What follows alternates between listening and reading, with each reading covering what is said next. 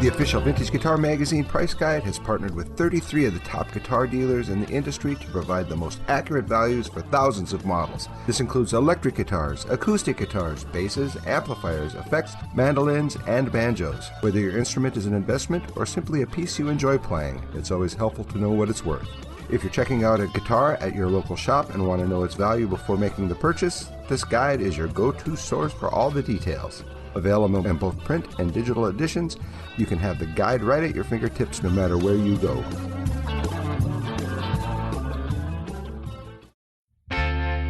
Hello and welcome to Buy That Guitar, presented by Vintage Guitar Magazine. I'm your host, Ram Tuli. This podcast is about the joy of guitar. That includes buying guitars, selling guitars, collecting guitars. We're talking vintage guitars, new guitars, used guitars, pre-war, flat tops, electric Spanish arch tops, custom shop guitars, limited edition guitars, basses, amps, effect pedals, lap steels, mandolins, banjo. If it has strings, we're going to talk about it. I spent most of my life studying the vintage guitar market. It's truly something I love and I'm passionate about. I can talk guitars all day, and I'm going to.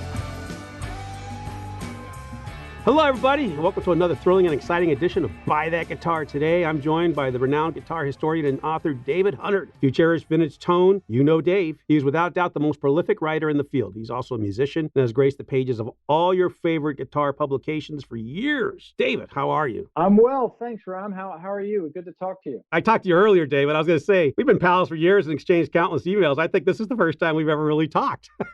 I think you're right. I think it is. It's so often these days, it's kind of like that, right? You set up a relationship with people from a distance and online and via emails and so forth, especially in our line of work. And then you realize you don't often bump into a lot of these people very often. So this is a pleasure. Yes, it's good to talk finally. And thanks for having me on. I appreciate it. You've got a great show here. When I put together this podcast, I really wanted them to be like where I always wanted to be with these podcasts, because we're going to talk about tone, and I'm talking tone with somebody I think is the best guy I ever knew to describe tone. I use all your books as my source material. You flatter me. I appreciate that. I feel like a hack, like I just do this because it's what I do, but I only ever got into this as a guitarist who was curious about stuff. You know, I was the kid who would tear things apart. You know, like my parents had a TV that didn't work, an old radio or whatever. I'd take it apart, and I didn't necessarily learn much from it, but I was just curious to find out things. Mm-hmm. So that's where all this comes from, is from not ever expecting to teach anybody how to build these things or how to, do anything special other than give them a little insight as a player into why things sound a certain way, and hopefully that provides some opportunities to tweak things to their own preference. I got your notes and I said, you know what? Let's call this episode Stop Obsessing About Your Gear and Just Play Guitar. Sure, which sounds like maybe not what you would expect as a theme coming from, your introduction implies that it would just be fun to nerd out together, which is fun, and that's the idea, and that, which is great, two of us being, prime gear nerds, just going at it. But at the same time, I don't think a lot of people those who have graciously read my books or magazine articles would expect me to kind of be going against that stuff. But that's something I think all the time. I'd much rather spend my time playing the guitar and writing songs and making music with other people, if possible, than just sitting down and talking stuff through. Mm-hmm. I think the one thing I hope people that listen to this discussion will say, you don't have to have super expensive, exclusive, or vintage gear to make great music. There's plenty of us out there who were inspired by vintage gear. Mm-hmm. These guitars and amps weren't vintage when they were used in the first time. There's great music being made right now. Yeah, that's true. That's one the case that none of this stuff was vintage when, all the great classics made, all the stuff we're referencing all the time, all the early classic tones from, the Hendrix and Claptons and Jimmy Page and all these guys. It was not vintage or not much. It was just a few years old, used guitars and amps mostly, and a lot of it was new at the time, brand new, but at the same time, even regardless of that, stuff in later years, people have made all sorts of amazing music on whatever was available at the time. Like we always end up, not always, but in these magazines, we'll often end up sort of talking down the period in the 70s for U.S. guitar manufacturing from both Gibson and Fender. There wasn't their golden age, by any means anymore. But look how many bands were making great, particularly the heavier rock and blues rock and things, pulling stuff off the shelves, Gibson Les Paul Customs and Strats, big headstock Strats with bullet truss rods and all that stuff. Richie Blackmore, all these guys are using store-bought. Sweet Home Alabama was on a store-bought Stratocaster. Yeah, they were, this is what, and it's all, again, it's always a matter of how you use it and the attitude that you play it with. And conversely, I've gotten into trouble with some people for pointing at this, but if you look at, or not look at, but listen to several of the guitar parts that are held up as the huge classics of tone, I won't try to reference any more now because people will just get angry. But if you isolate those and listen to them, often, in isolation, they're not really things that you would think of as amazing tone, but it's the playing and the quality of the songwriting and the musicianship that makes it great. And sometimes quirky, odd, cheesy sounding tones sit in the mix great. So it's all kinds of ingredients that work, Right. You love music, you play. It comes out in the mix, right? Yeah, and that's what it's about. Yeah, and a good song and a dynamic, heartfelt part, will always come through, and the guy will find a way, if he's a musician or a composer or whatever, you'll find a way to make yourself heard on whatever you've got to hand, and it'll sound great to the listener if it's a good part. You have a book coming out this week. It comes out. Yeah. Fender Telecaster, 75 years. How many books have you written now? I know of 19 because I have 19 of them. Oh, I'm flattered. Well, thank you so much for your support, and we will eat tonight. And I think it's 20 or 21, so you're doing pretty well. I don't know anybody who's got all of them, but not that I've spoken to anybody like that recently. The AMP book, you came out with a new 30 pages. I got that one, and I still keep the original. I stack them next to each other. Great. In one of my books, I take a picture of my bookshelf, and it's all your books. Oh, well, I appreciate that. I know I enjoyed your Naked and Dimed a lot. I've got that here, and really, that was a gift, I think, from a friend, in fact, and we'll come back to that. But yeah, thanks. And I think it's about 2021 or so. I'll have to go back and count. I can't imagine that I'll do all that many more, just because there are always new topics out there, but the culture's changing and books are less valued, and the print publication is a harder market these days. So who knows, You have some books that are out of print. Yeah. And I saw that somebody on Amazon was selling your Amped book for $800 and something. Oh, that's crazy. I might have a copy or two here somewhere. Yeah, as I say, don't buy it. Keep looking. Yeah, and there was some other book, one of the books that somebody was doing that with. It wasn't as much as that, but it was 200 or 300, and I knew that the updated version, it might have been the AMP book or something, that the first edition had gone out of print, but we were doing the updated and expanded edition, and that was just off to the printer to arrive soon. So I was saying to people, don't go spend that money on there, because it's around, and I think people will try that with all kinds of stuff, right? And it's if you've got $800 and you really want that book, don't buy it anyway, because it's not worth $800. As much as I appreciate that, We'll get to that book later. Sure. You talk about the Fender history. Nobody's written more about Fender history, maybe Bacon or Wheeler, but you've done such extensive research about Fender history. What's the most surprising or fascinating discovery you made when you were researching Fender instruments? Well, for one thing, I would nod to those guys, because so often more recently, I do the research, but a lot of it ends up having to refer to their work, because they were working when a lot of those guys were still alive, a lot of the formative figures in that industry, and they were able to interview them, personally and directly. And so a lot of times I'm quoting from work. So in the recent books, I've always said thanks to the likes of, Tony Bacon and Tom Wheeler and Nacho Banos and some of these other guys, because any of us following in their footsteps can only rely on what they've got when you want first-hand material from from the maker's mouths and so forth.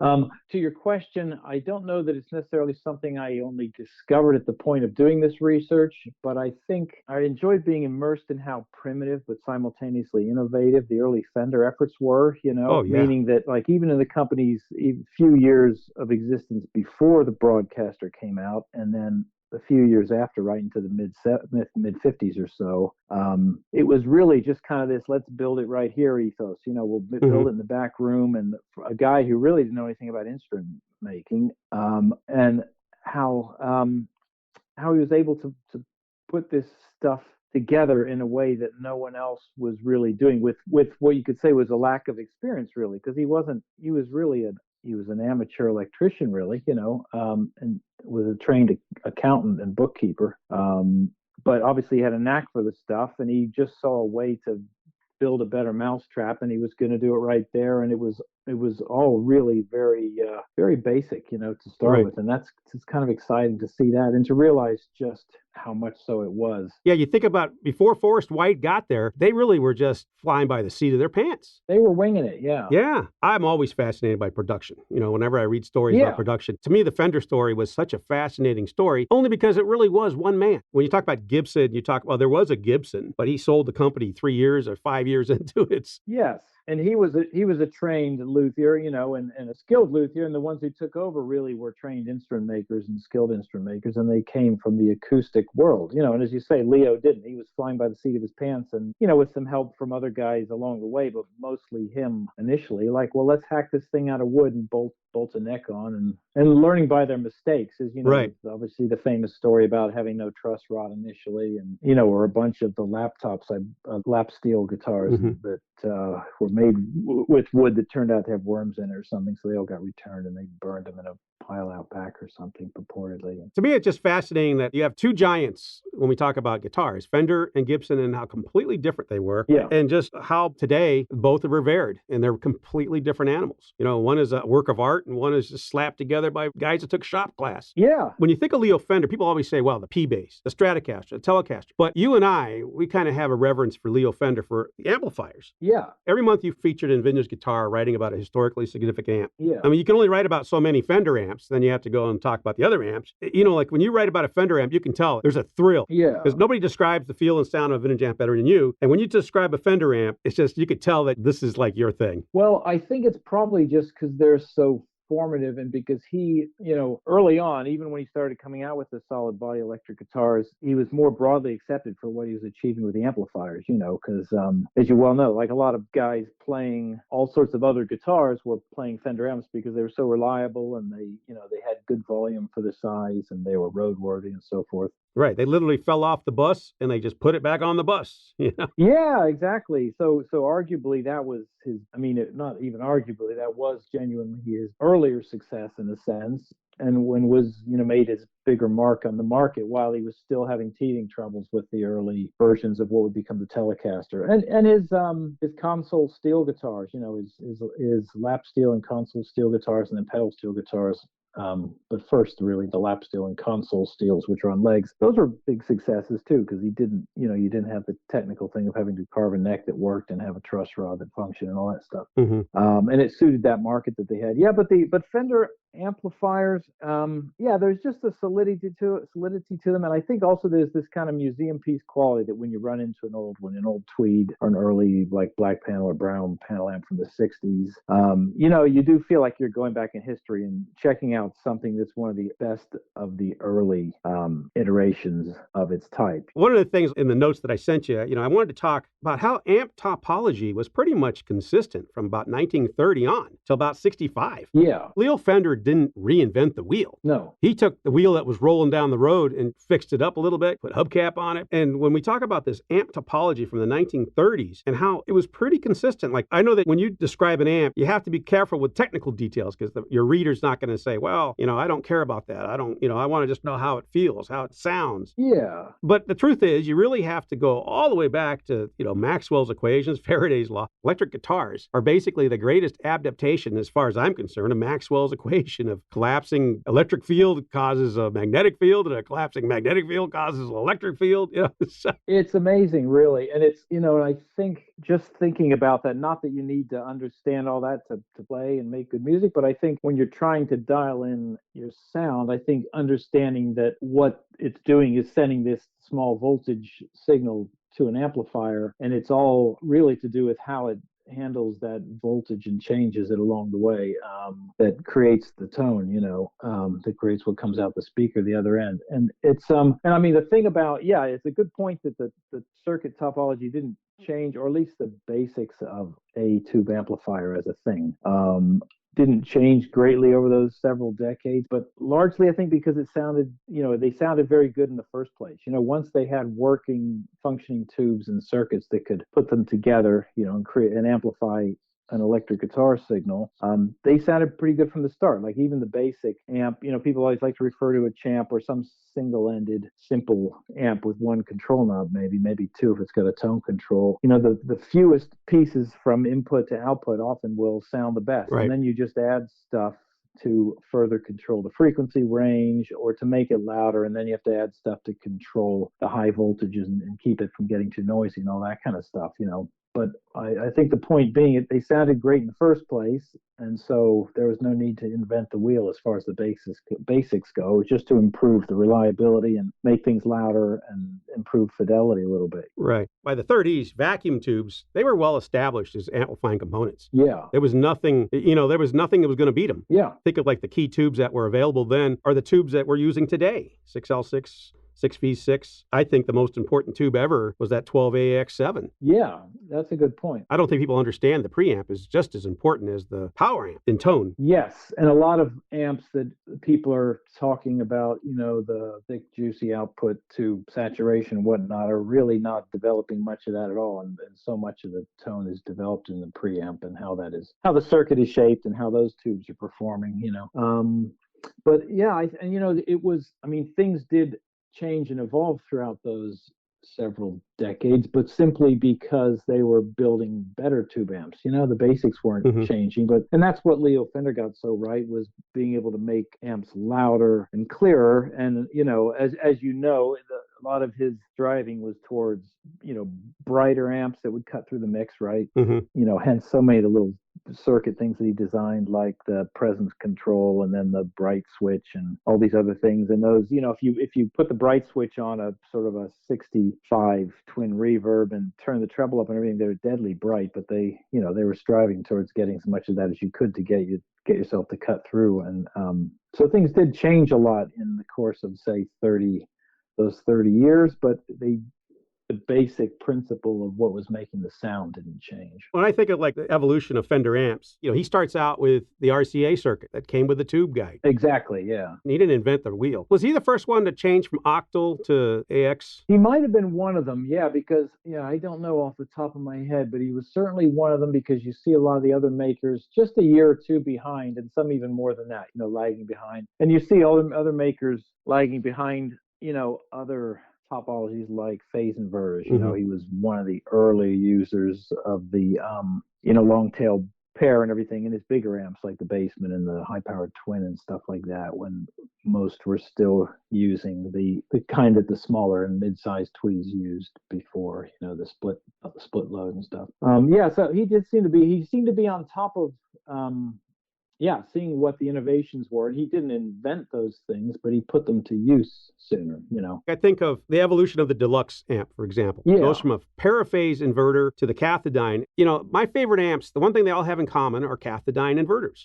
Yeah. And I think that's why I love that 3x10 bass or Bandmaster, is because it still has the cathodiene inverter in it. Yeah, that's interesting. And they're a little juicier, and they because that thing puts its own little bit of distortion into things, and it's also has a kind of a mid-rangey emphasis. It just sort of, it's another thing that sort of, doesn't make it, like the whole thing about guitar amps is not about fidelity and clarity. It's about putting a little hair on things here and there in the circuit, and that comes out as sounding appealing to us. And that's one of those things. Yeah, you get the bigger amps with the 6L6s, but most of them, not for long, would have that cathodiene inverter in there anymore. And which ended after the 1960 and those narrow panel, like you say, the Bandmaster or the Super, the Pro. If you think about Leo Fender, he's striving to get louder and cleaner. Yeah, exactly. And unfortunately, when we look back on history, we had to defeat that later. We don't like the clean. Yeah, he didn't think much of rock and roll, really, because even we talk about the Western swing and the country market, so the guys who really influenced him early on, but also some jazz players and stuff like that, and some what were pop players and dance band players and stuff like that. But when it became rock and roll and they were turning it up to where it distorted, he was not, purportedly at least, not initially all that happy of that happening. Fortunately, his amp amps were so robust and sturdy, they still sounded great when you turned them up past that point, right? Right. Whereas other makers' amps, they might sound kind of cool and grungy, but they didn't necessarily sound great, or have much many dynamics to them once you push them too far. I think that's kind of like when you think of the 56, 57, 58 era, when rock and roll starts coming, real rock and roll. Yes. The amp was there already. Yeah. All the guy had to do was just turn it to 12. And if he had a deluxe, he could turn the unused volume all the way down.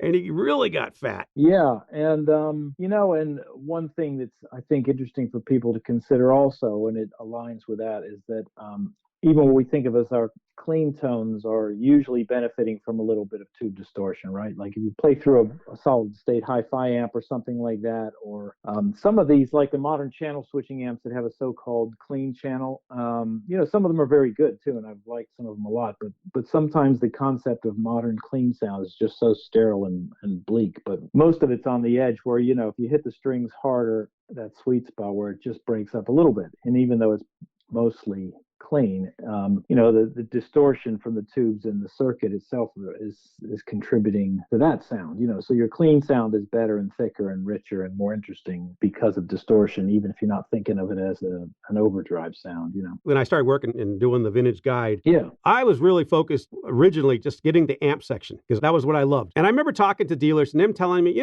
vintage amps, they're on their way out. Who, I remember, I won't say who told me this, somebody pretty important in the industry. You got modeling amps, you got this, you got that, and today, some bands don't even use amps on stage. They're just using the modules and and I'm thinking to myself, you could play something and you could say, yeah, that sounds like a super reverb. It's modeled like a super reverb. But unless you are physically standing in front of a super reverb, you're not going to get the thrill of playing through a super reverb, No, that's true. And I think, and a lot of big touring pros do use modeling rigs now. And I think those things, they work on the biggest stages well, where the sound is all kind of front of house sound or through the monitors. And on a stage that size with everything else going on, what you would hear would likely be the mic'd up and produced sound through the mixer of your amp in the first place, But it's guys like us who are more likely to play smaller and medium-sized venues where you are used to that reaction of the amp on stage and you feel that where you really miss it. I think it's harder to get a satisfying experience from that size band out of the modelers. And people do it and they have success with it because it's easy and it's consistent night to night, and you plug it in, and a lot of times they've got in-ear monitors anyway, and it works, But yeah, it's not the same experience, and it's hard to adjust to that. I think it suits certain situations and suits others less. And also, to your point, maybe like why fight it or why feel like you have to go that way if it's just not giving you the experience you want. And it's all about being inspired and having fun playing. And that's what I did Naked and Dimed. We did this thing we recorded, and I think I caveat and say, unfortunately, when you're listening to the CD, you're not getting the experience of playing in front of a 2x10. No. Sure. To stand in front of a bandmaster 3x10, there's like the hair on the back of your neck stands up, Yeah, it's a totally different thing. I know, but by the time it's produced in a modern studio and put on a record, it might be a great sound, but it's it's not going to be the same thing anymore. Yeah, it's compressed, it's mixed, it's flattened, and who knows what it was. And that's also, this goes back to a lot of the worshiping of vintage gear, which is great and worth worshiping in many ways and worth being inspired by. But so many people are chasing the sounds of the stars from the the 60s and early 70s maybe, and by the time those things got onto the record, who knows, they could have initiated the sound with all kinds of different things, not to mention the fact that it's them playing great parts in the first place, and they've gone through studio EQ and compressors and Neve desks or older stuff than that, And do they remember what they used either? A lot of times, Now, before we leave 50s amps and move into 60s amps, what is your favorite amp of all? It doesn't have to be Fender. Just what is if you're in the privacy of your little home and you just want to play something and nobody's around, what do you plug into? One of the favorites I ever had, I don't have anymore because they foolishly sold. I had two different ones, and that was a late 50s or even 1960 Tweed Tremolux, which doesn't have the cathode inverter. They moved to curiosity, it's the only 6v6 amp in the Tweed format that Fender made that had a long-tail pair inverter. It was made like the bigger amps, except that it didn't have a full tone stack. It just had a tone control. And those were just great sounding amps. And is that when I was thinking because I don't collect vintage amps and I don't keep that many amps around. And that was to me getting to the point of thinking I'm probably not taking this out much anymore, so I don't want it to sit here, That was probably one of them. I really like this amp that you and I have mentioned as an aside, this early 1964 Bassman, and it's one of the last of the Bassmans with a presence control. It's the 6G6C Bassman, which was in a head, but a friend of mine had it put into a really nice 210, a blonde 210 combo cab, and I acquired this from him. This is Tommy James, who I've written about a number of times because he's a great guy and a great Fender amp collector and a really enthusiastic, just a good spirit. So he put this project together and I acquired this from him, and it's one of the best sounding amps I've ever had. It's just beautiful. I'll mention your book Amp. In your book Amp, you talk about the Brown Viververb, and I think you say you don't know why you're even talking about this amp because nobody will ever be able to get one. It's like, yes, here I am describing an amp that nobody's going to be able to find. And yeah, Tommy and I, we talk about Tommy James. He and I were talking one day, and he let slip that he had that Viververb. Yeah. And he also let me know that he had the 3x10 Bandmaster. Uh-oh. So, it was years and years of friendship. And then, yeah, to me, that Viververb just blows my mind, but it's for the wrong reason. You know what I mean? It's, people always talk about the historical significance that it has onboard reverb. First time ever. Well, big deal. Everybody was putting reverb by then, Everybody had late to the game. I mean, geez, all the Ampegs had reverb. Gibson even had reverb before. Yeah, Fender was late to the game putting it in an amp, really. Yeah, yeah. But it was just something about that Viververb. Premier and I think some Dan Lecter even. Yeah. It's got that small OT, but it had those Oxford speakers that really, the speaker distortion to me blew my mind. You know what I mean? Like, people always talk bad about Oxford speakers. And I'm like, well, you got to play something from 1962 or 63, like a 2x10. And I remember just playing that Viververb. Yeah, those can sound great. Definitely sound great. Yeah. It was kind of like, man, I mean, you were getting distortion from the speakers, you're getting distortion from the undersized OT, and just the fact that it's a great little amp. And to me, it's like, that thing is, Yeah, yeah. People always say, well, what about the Vibrolux reverb? Isn't that kind of the same thing? Yeah, but it's not. You know what I mean? It's really, you're missing out on that speaker distortion. Although I do love C10s. Yeah, they changed a lot. They became, that still has a smaller output transformer and everything, but they changed a lot. They became, that's a great amp and another classic, obviously, but he was still striving towards more clarity and more headroom. And so even though it has less than, other Fender amps, certainly than a Twin or a Super Reverb or something, it still is different, than the earlier one was. But I like I've also got a 1964 Tremolux head, and I like the Tremolux a lot too, and that's got the smaller output transformer, probably a similar transformer. And some people don't like it because it doesn't have the same headroom as even a Bandmaster, I think, but certainly a Super Reverb or a Bassman head of the era. But you drive that thing and it sounds great and it sounds sweet at lower volumes. And so much these days, it's about having to get away with what you can in venues where they won't let you play that loud, because that's just the reality. That's the way it is. I remember it was you who wrote about the Brown Princeton. Oh yeah. I get a lot of email from people saying that because I just rant and rave about Brown Princeton. Yeah. I always joke that if I could, Neil Young has a whole barn full of deluxes. Well, I'd be the guy that had a barn full of Brown Princetons, because to me, it used to be you could get them for half the price of a deluxe. Not anymore. Oh, sure, yeah. And the black Princeton reverbs even more so, and it's gone with that, the smaller, because the Brown Princeton can sound like a mini Marshall when you crank it up a little, Yep. And the Brown Deluxe is fantastic, but that's just too loud even. It's crazy to say, isn't it? For so many uses, that's just too loud for people. And I will say, I mean, it's, appreciating what you can get out of smaller amps and suiting them to the size of venue you're playing is important. There's some sounds you just can't get from a small amp that you get in a big amp, and there's just no way around it. A lot of guys you'll go on internet forums and things like this, right? And guy will say, well, just be a man and turn up with your 100-watt stack and crank it up and say tough luck to the sound guy or whatever. And but you can't be driving No, people you out the can't. door, and you have to be respectful, and you don't want to. Not many audiences will put up with that in your face, like ear numbing volume anymore. And you just have to go with the times, right, and do what works.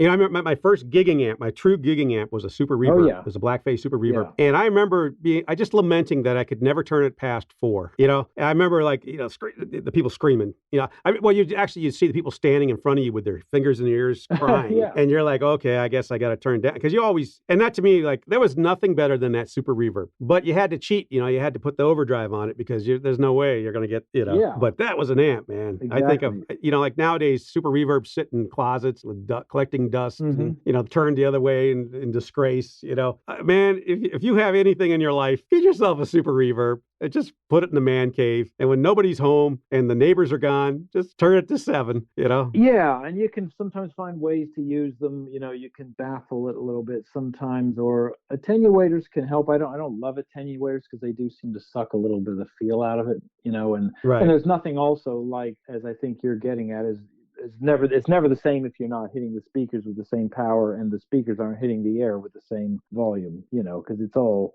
that. I do have one amp, a modern amp that I like. We're talking about vintage stuff a lot, but an amp made by Steve Carr, which is Carr, Carr, called the Super B, and it's his effort to create a lower powered super reverb.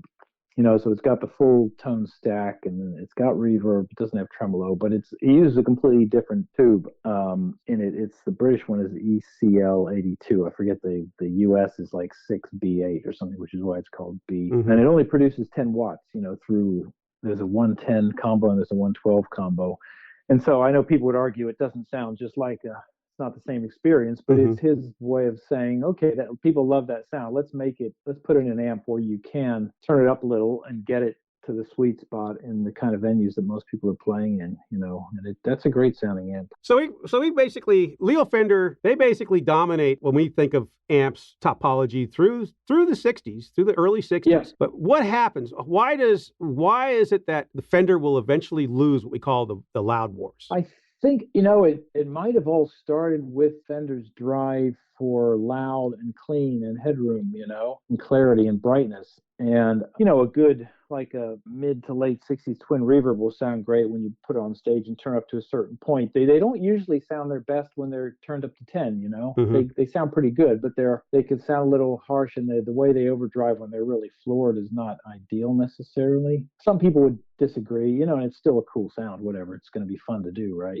But the I guess Marshalls, for example, is probably the classic example of somebody who took that late Tweed circuit, the basement circuit, Mm-hmm. and made it into an amp that sounds fantastic when it's turned up louder and distorting, and then made it, put into 100 watts eventually, Mm-hmm. also with the big speaker cabinets for the stage, or two 412 cabs. And I think that's probably it. The amps that sounded more ideally dynamic and touch sensitive and sweet when they were distorting, and were also still loud enough, versus the amps that were a little harsh. And by that time Fender was going to some other designs that weren't all that desirable, getting more power out of things in the ultra linear transformers and stuff like that in the 70s. And well, there's no doubt that Fender failed with the transistor era. the transistor era also. I mean, well, that's part of it. And they were still always making the tube amps, but that was for Fender and for Vox. It was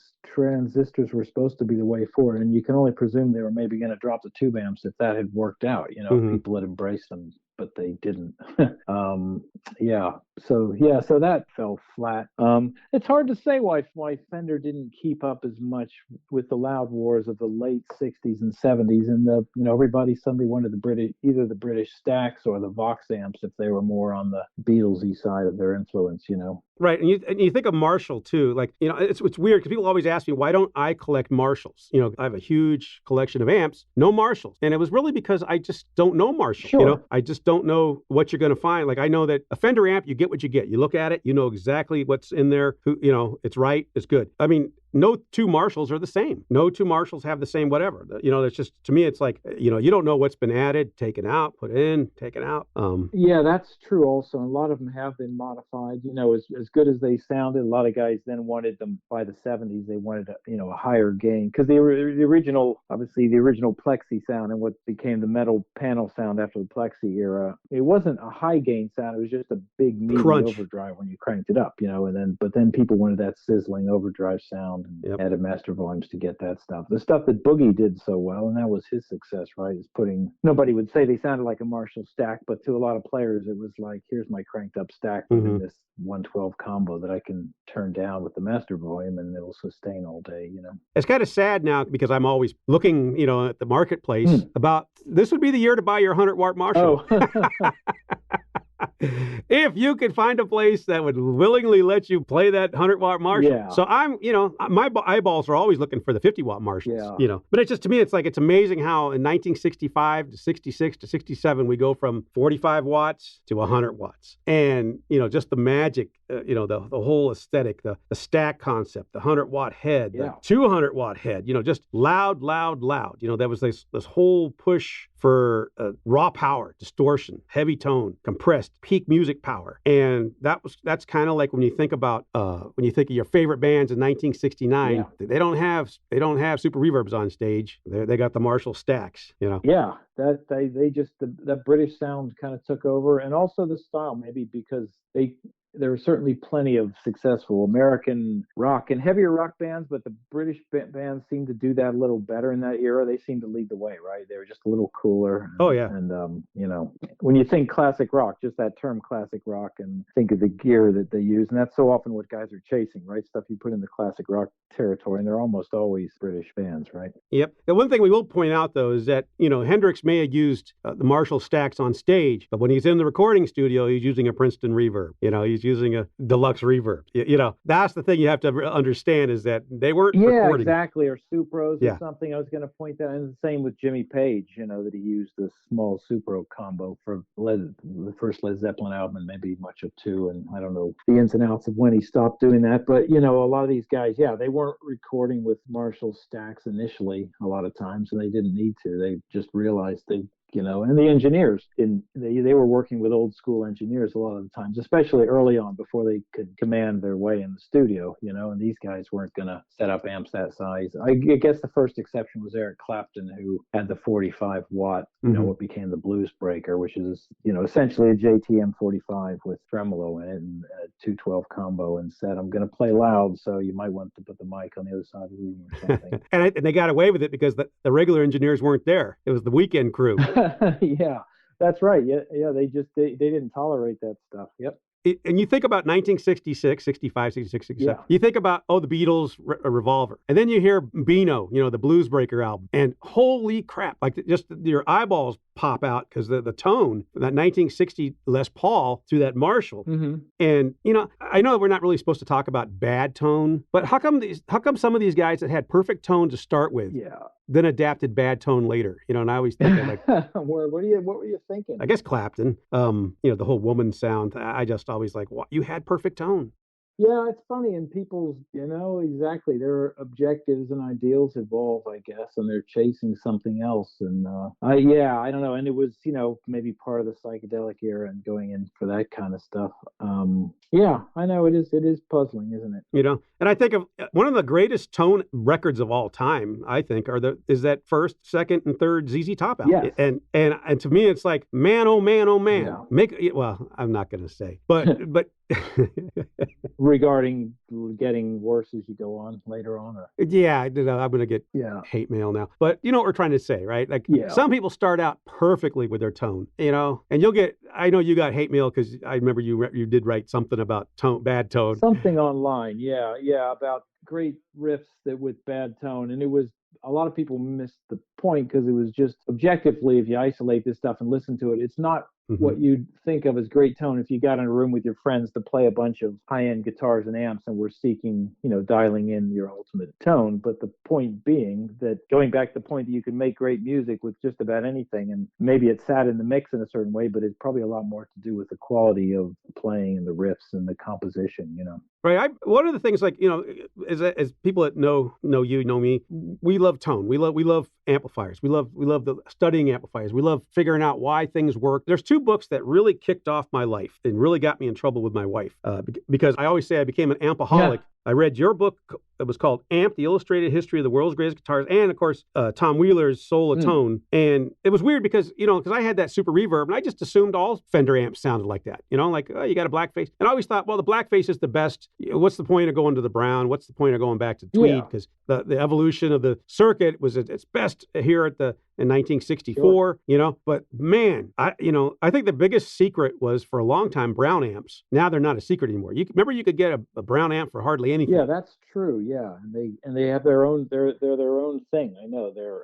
Yeah, and to me it was like, and you can find, it's funny because you can find brown amps in immaculate condition, and you can find wide panel amps in immaculate condition because they weren't used very long. They basically got made obsolete right away. Yeah. Like that narrow panels always look like the cat clawed them or somebody threw them out of a truck and rolled them down the highway. But I mean, how many TV or not TV front, but the wide panels are usually immaculate. And the same thing with browns. Like I collect immaculate amps. I can easily find immaculate brown amps because they were only used for 2 years at that. Yeah, that's interesting. It's surprising. And I think a lot of those wide panel amps, were used by pre-rock and roll guys, and they never appealed to the guys who then were playing rock and roll and rock music, so they didn't circulate in those circles, probably. But those D circuits, like a D circuit and a Pro, that's a rock and roll amp, man. That's a rock and roll amp. Yeah. Oh yeah, and those sound, some of those will sound fantastic for sure. Yeah. One of the things about amps, I always think of Leo Fender, and then I think about how he was easily just pushed aside in 1965. Everybody was pushed aside, and everything changes, and then the whole music changes, and the music changes because now all of a sudden we have loud amps, and I think Leo Fender got there with solid state inverters. He got there quickly, but then he stopped. That was where he ended. But everybody else came in, and to me, Marshall, you think of WAM, all those people, the British, those guys knew how to make loud amps, make good amps. And then I think also they did, yes. And I think also in the corporate sense, though, when CBS took over, for a good few years, they were doing things much the same anyway. It was kind of a slow evolution into the late 60s and early 70s. But then a lot of it for them was also, of course, trying to make amps less prone to, warranty repairs and make them loud and clean and efficient.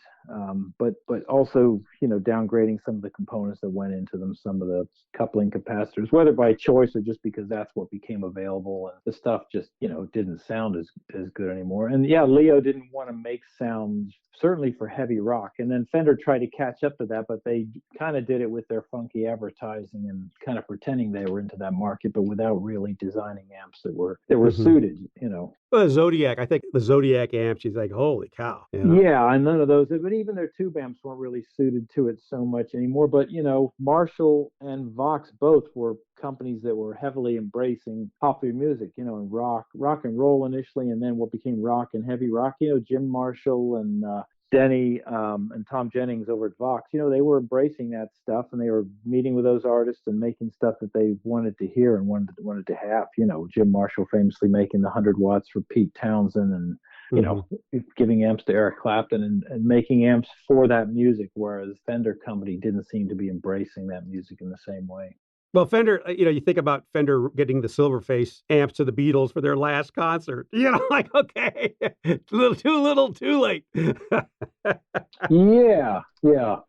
Too late. And also I know, and it's funny too, because, in the Beatles, it's kind of heartwarming to hear how they loved getting new gear. As famous as they were excited to get a van load of new Fender products and to use it up on the rooftop. And a lot of fans would say, and they sounded great up there because they always sounded great, right? Because they're good players and great songs. But a lot of people would rather hear how they sounded through the Voxes earlier on and these other things, I didn't think we'd spend this much time talking about amps. Yeah. I was going to talk about guitars, but I want to skip over some stuff that I put in my notes. You wrote, I think, the best tone book ever written. Thanks. And I use this tone book, and I quoted from your tone book. It's called Tone Manual, Discovering Your Ultimate Guitar Sound. You wrote this in 2011. And I basically, when I did the Telecaster show with Red Volgart a month ago, I just read from your book, why the Telecaster was, and I know you're going to discuss this in your book that's coming out this week. The Telecaster, it was basically that bridge, Leo Fender from start of day one hit a home run, bang. And to me, I'm always confused by what I think are the two greatest tone guitars of all time. Well, there's 3 or 4, the ones that we always think about. But I always found that people that were obsessive about perfect intonation basically had to give up some of their perfect tone. Yeah, as applies to the Telecaster in particular, and probably some others. But I think, like if you've got a guitar that sounds great and you can achieve perfect intonation on that guitar, great. That's ideal because it's going to resonate better with what you're doing. You find that particularly if you're recording, everything's going to sound better if you've got a guitar that's intonated as well as it possibly can. But stopping short of taking parts off a great sounding guitar and putting other parts on just because they intonate a little more precisely. And that's probably what you're getting at with the Telecaster, right? With those 3, either brass or steel saddles. It just sounds great. And it being a little bit off isn't the end of the world because it's just such a rich sounding platform in the first place. To me, when it comes to tone, there's nothing that beats a Telecaster. You basically, if you play like those, you go to those head cutting things where Blues Monday and there's like 3 guitar players and you get 10 bars or 12 bars and then you're off stage. If you don't have a Telecaster in your hand, nobody's going to remember you. You're basically going to cut people's heads off with a Telecaster. Yeah, that's true. They work for everything. They're probably the most versatile guitar ever made. I always say that anyway. If you could do more with fewer notes. And the other guitar that I have, to me, there's nothing beats my Telecaster. And the guitar that I love second most tone-wise is an SG Special that's got the stop bar on it and the P90s.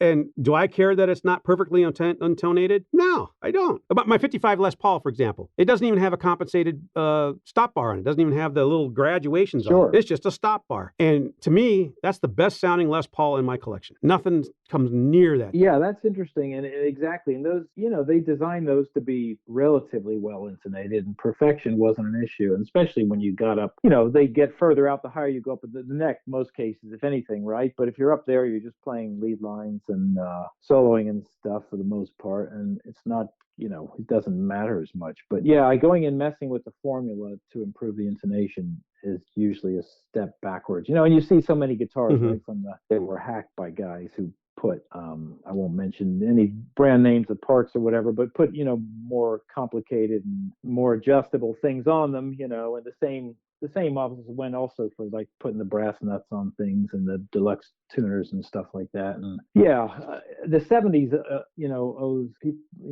owes a great debt, I think, for having screwed up a lot of guitars in that regard. Yeah, you think of all the people that pulled out the PAFs to put in Damasio or Seymour Duncans, But anyways, I guess I don't want to say it out loud, but to me, a Les Paul that has the AB1 on it, you're perfectly intonated, but you're losing something that you can't get, but you could only get with the P90 stop bar. It's a different sound, and it gives it a little more kind of high-end bite and clarity also in some ways, but you're losing some of that lower resonance and stuff.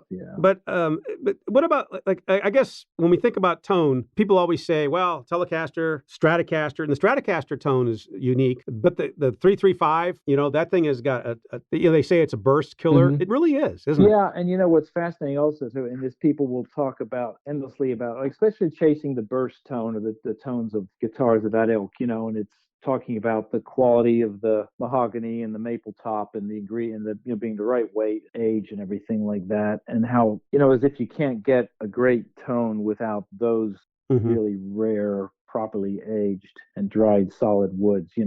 Then you pick up a 335 and it's made out of plywood, with a solid block down the center, and it can sound fantastic. And it's, if you listen to it in isolation, it's not that you'll say, oh, that's a better or more refined tone, is elegant, but you put it in the mix and it's got more bite to it, and it's got this little bit of snarl to it, and and people are often surprised, I think, right, when they think of a 335 thinking it's going to be warmer sounding and darker, and they're not really. They're brighter and snappier than most Les Pauls, if they're kind of vintage to vintage, Yeah, it is, and but it's strange, and it reminds you that it's not always the finest refinement of ingredients that creates the best tone. It's how every little part works together to put something through the amp that just fits the music you're playing or just catches the ear right.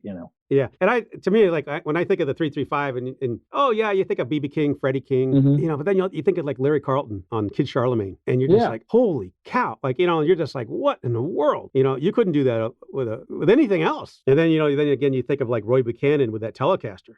What if he was using a PRS? You'd be like, well, or even a Gibson Les Paul, it would not have pulled your heart. Well, yeah, it's kind of snarly and nasty, isn't it? It's just got this edge to it, Yeah. And then another book that you wrote, and you wrote this, I think, in 2011. No, 2000. It was 2014. Mm-hmm. It was called 365 Guitars, Amps, and Effects You Must Play: The Most Sublime, Bizarre, and Outrageous Gear Ever. Yeah. Well, and so many guys that played Telecasters that were exactly. You get to so many of the virtuosos, and it's strange how many of them end up with Telecasters.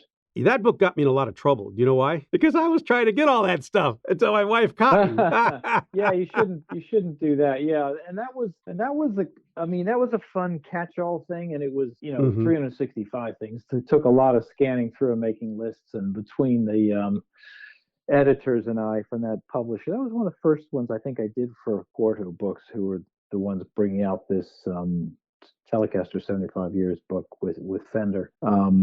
And it was it was just like a fun grab bag through lots of interesting stuff. And nobody's going to ever play that stuff. I suppose I played a lot of it, but there are things I put in there that I hadn't even got my hands on just because they were interesting and I'd heard them and I knew they were cool,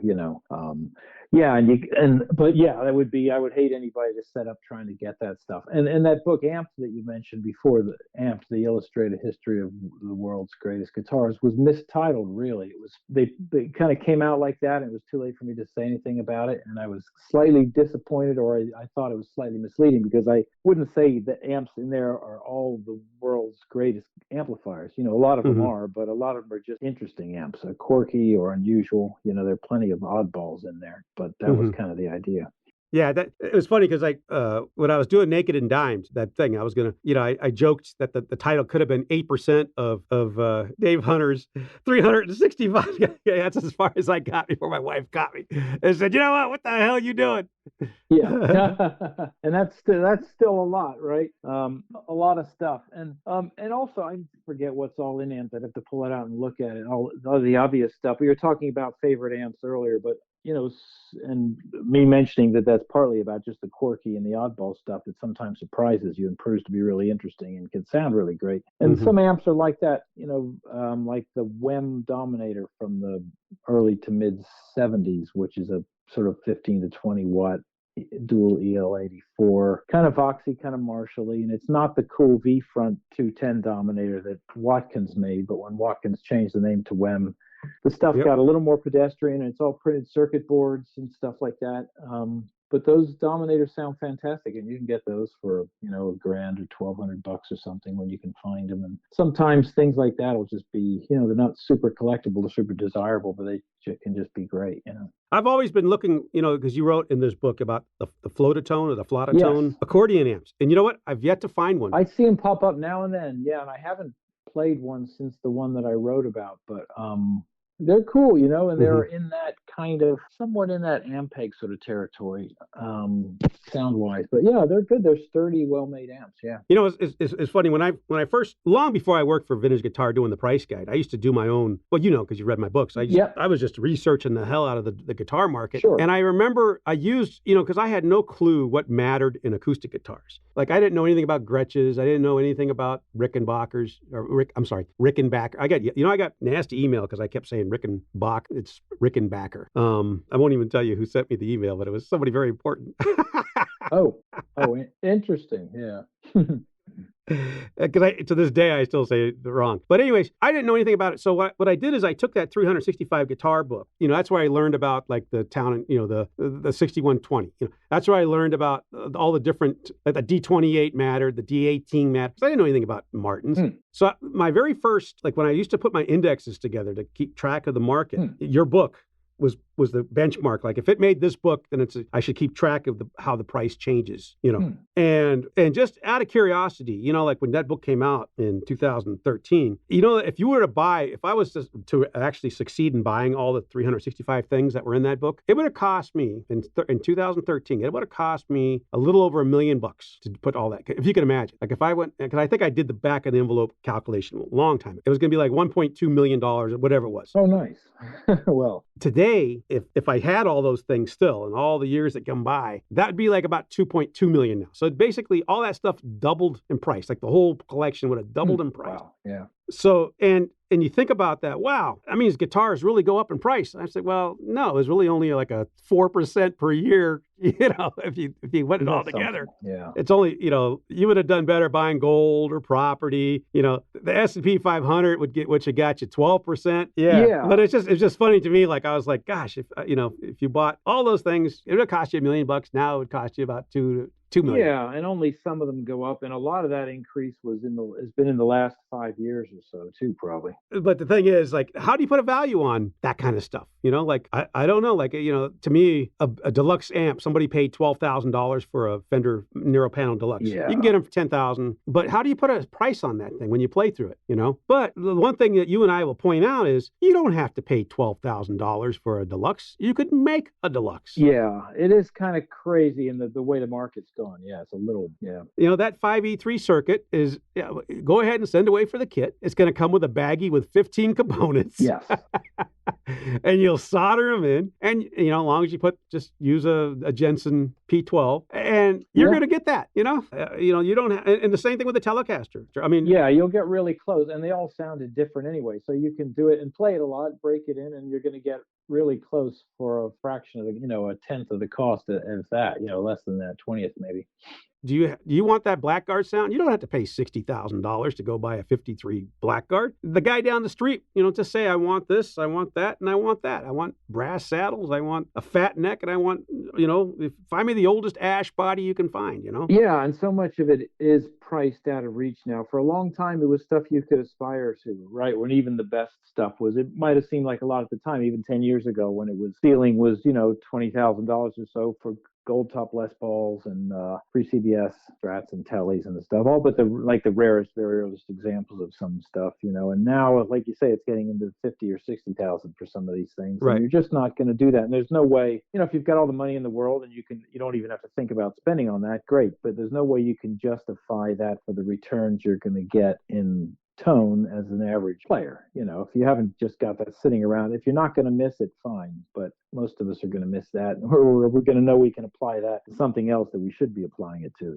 Mm-hmm. And there are people out there that will pay the $750,000 for a 59 Les Paul, but are they going to play it, or are they going to just stick it behind a glass case and stare at it? Yeah, it's a shame when it's the latter. And there are guys who have these who, they've made good money and they've been fortunate enough to make good money in whatever line of work they've been in, and they get them and they do play them and they get together and they share them around and stuff like that in small groups and things like that. And there's some pros who acquire them, like Jason Isbell, who bought one a few years ago and takes it out on tour and plays it, which is great because you get to see and hear the thing. Obviously, Joe Bonamassa does a lot of that too.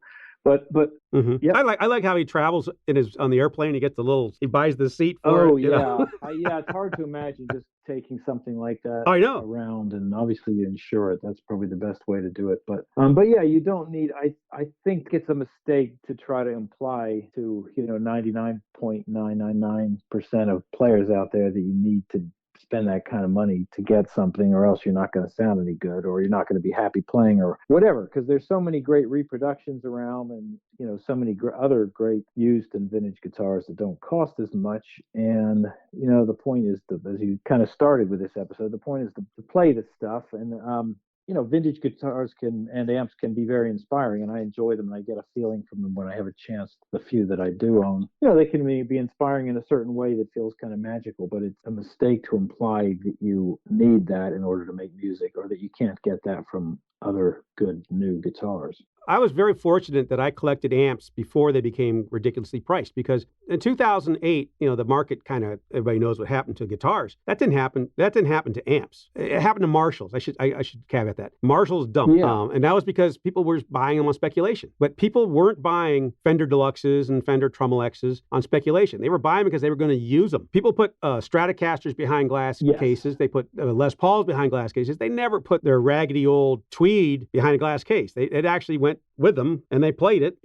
And I remember one of the things we tell people now is that you got to, if you're going to maintain an amp, you got to maintain it. That means electrolytic caps. True, that means you can't, you can't blow that speaker. You got to watch that OT. You got to maintain that thing. And I no longer discount if you change out the electrolytic caps because you have to, Yeah. Right. Yeah, true. Yeah. And what good is a floppy speaker? Yeah, that's exactly. And you can't balk at doing that stuff or else there's no point. It becomes a museum piece, but maybe one that nobody's going to look at. So nobody's getting value at it anyway. Same with guitars too, refrets or every so often, especially with Fender Strats and Tellies and things, the pickups are prone to needing rewinders. They corrode and the coil wire corrodes at some point and you just have to get the pickup rewound. And it's a shame, but you just have to do it or else it's non-functional.